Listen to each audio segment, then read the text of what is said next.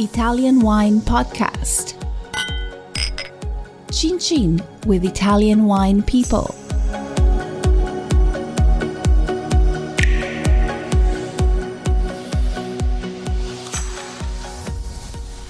Swirl, sniff, sniff, sip, sip, and spit. Once again, here we go.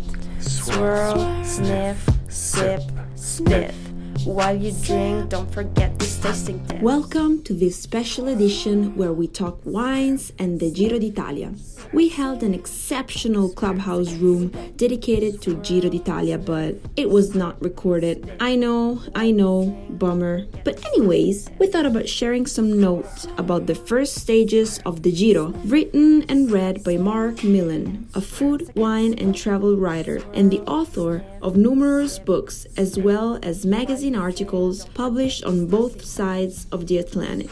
Since these bikers will also go through Verona, the city of Vinitaly, there will be more special episodes to come. Stay tuned! Sip, spit.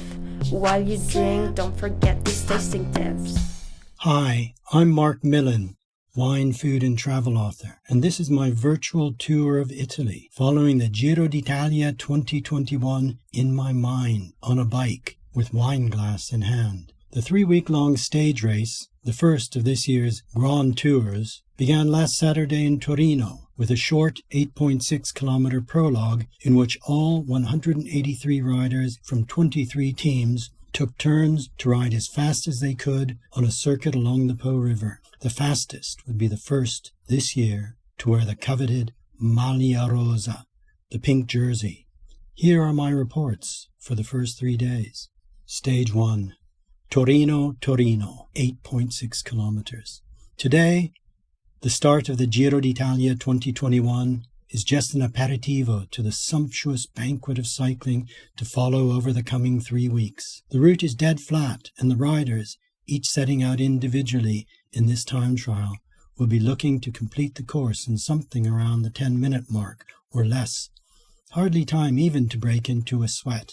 The stage winner will proudly wear the Maglia Rosa, but everyone knows that this is a phony war, and the real contenders will only emerge in the days to follow. No matter, the race will be underway, and there's no need to rush. I'll imagine myself then, heading into the city centre of this lovely Baroque city, Italy's first capital in 1861, to sit out under the arcades and enjoy aperitivo. Not a glass of wine just yet, but rather in this city of vermouth, a Negroni sbagliato.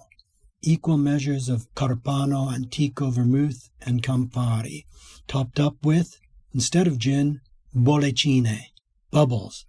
Just about any sort will do, as freshness and vivacity is the key. But out of choice, perhaps a metodo classico from Alta Langa, such as Fontana Fredda's Contessa Rosa, named in honor of the mistress to the first king of Italy, Vittorio Emanuele II.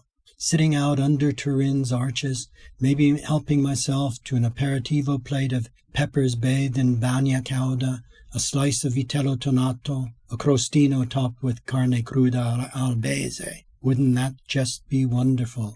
We can but dream. Meanwhile, it's raining here in England, and I'm drinking a cup of tea. Stage 2, Niccolino, Novara, 179 kilometers.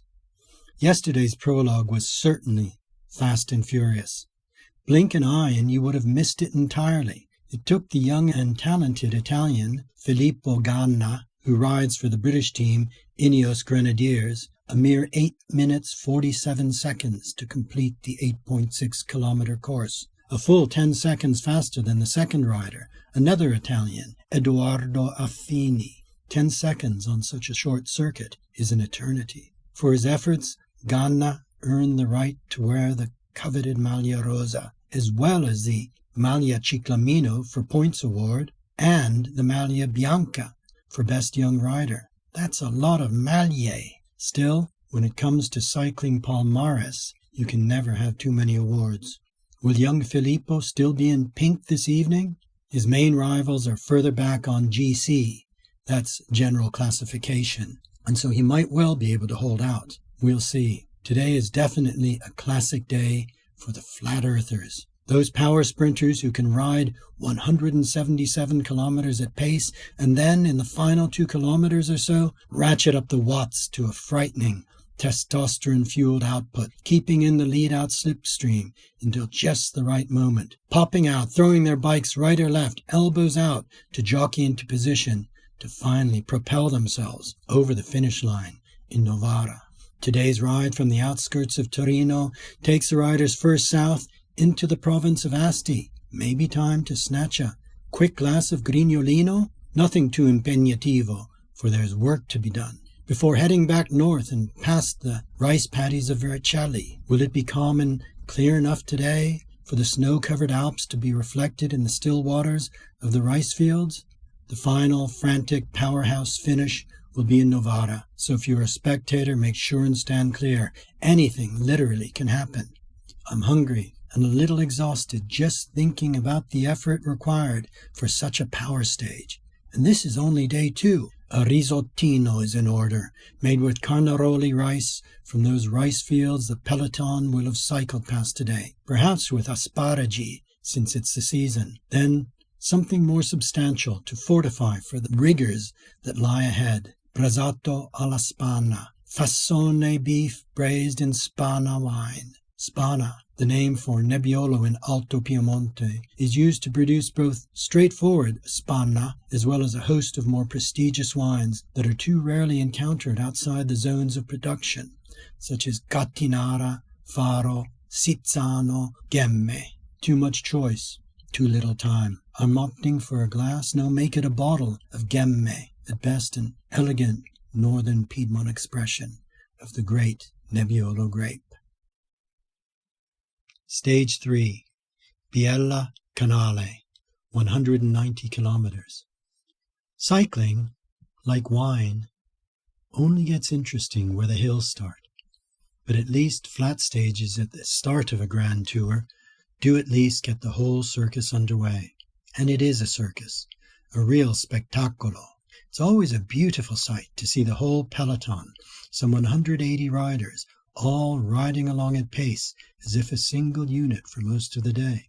Not much seems to be happening, but the backdrop to it all is the always beautiful Italian countryside and the towns and villages passed along the way. Yesterday, the real race only really started in the final 5 kilometers that led into Novara, as the tempo increased to something around an astonishing 65 kilometers an hour, finally exploding into an eyeballs-out power to the finish by the strongmen. Unexpectedly, Belgian Tim Merlier of Team Alpecin Phoenix, making its Grand Tour debut, took to the front with 250 meters still to go and was powerful enough to hold off Italian favorites Giacomo Nizzolo and Elia Viviani to take his first Grand Tour stage win.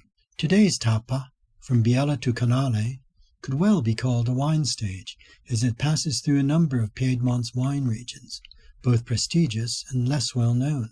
Lessona, from the wine hills just outside of Biella, and Bramaterra are 2 more Alto Piemonte reds, produced primarily from Spana, sometimes with the addition of Vespolina or Uva Rara to temper the naturally high acidity and tannin that Nebbiolo in all its many manifestations always has. White Erba Luce is also cultivated within the Biella district to make a dry, still wine that is usually crisp and fresh in style, though sweet passito versions are also made by some producers. Today's route then heads south to Asti and over its wine hills, cultivated primarily with Barbera for reds and Cortese for whites. Canelli and the Belbo Valley come next, dedicated exclusively and intensively to the cultivation of Moscato Bianco for the delightful, fresh, grapey and low in alcohol wines such as Moscato d'Asti and fully sparkling Asti Spumante, a wine that should most definitely not be scorned. Finally, the cyclists will climb over the wine hills again, passing through Alba, one of the great wine capitals of the world, and the capital of 3 wine regions here, Barolo, Barbaresco, and Roero, before crossing the Tanaro and over the wine hills of Roero to finish at Canale. So many wonderful wines. What then to drink tonight. Since we're in Canale, it could be a Roero Rosso, normally a somewhat lighter expression of Nebbiolo than the classic Barolo and Barbaresco wines of Le Langhe. But after another long day in the virtual saddle, I'm looking forward to getting stuck into something refreshing, yet also structured. One of my favorite Italian whites, Arnese. It's fascinating to think that this characterful, varietal, and many other wonderful Italian grape varieties, I'm thinking of Fiano, Falanghina, Pecorino, Recantina, Dorona for starters, had almost been allowed to disappear. It was only through the heroic efforts of visionary wine growers that saved them all for us to enjoy today.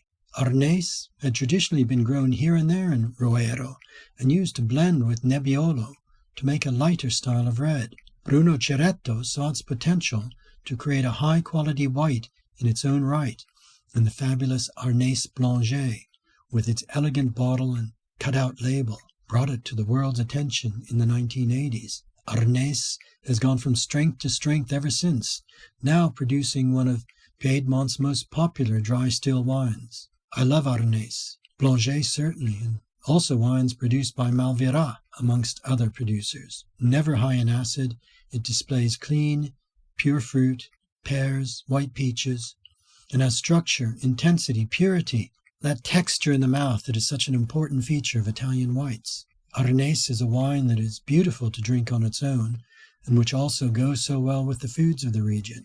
We're in Roero, so what to eat? I fancy a primo of tagliarine pasta, made only with flour and egg yolks, nothing else, hand-rolled and cut, as is done here in restaurants and in homes alike, either served with a simple sugo pomodoro, or else bathed in just sweet, unsalted butter and lots of grana padano. For secondo, a plate of grigio di Carmagnola, a particularly succulent local breed of rabbit, delicious braised in Arnese wine. The Osteria di Boccondivino in Bra often has this on the menu, and I can never resist it. Perhaps with a contorno of cardi gobbi di Nizza Monferrato, the tender white cardoons, boiled then baked with more grana padano. And why not, since calories aren't a problem when you're cycling more than 150 kilometers a day, even if just in my mind. To finish with another favorite I can never resist, wobbly, chocolatey,